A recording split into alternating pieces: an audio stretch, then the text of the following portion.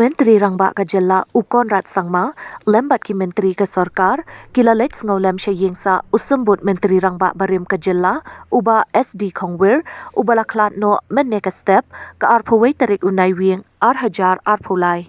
We are deeply saddened by the demise of late SD Khongwir, and we all know him as a very senior and a person who has contributed immensely to his constituency, to the state as a whole.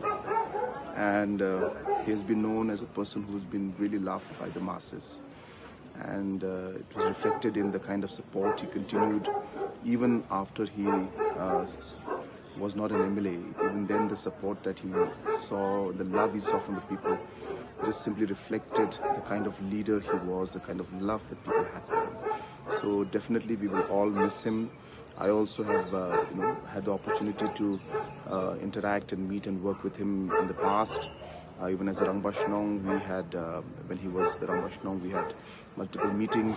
So I really had a lot of chance to learn from him and to interact with him and discuss so many things.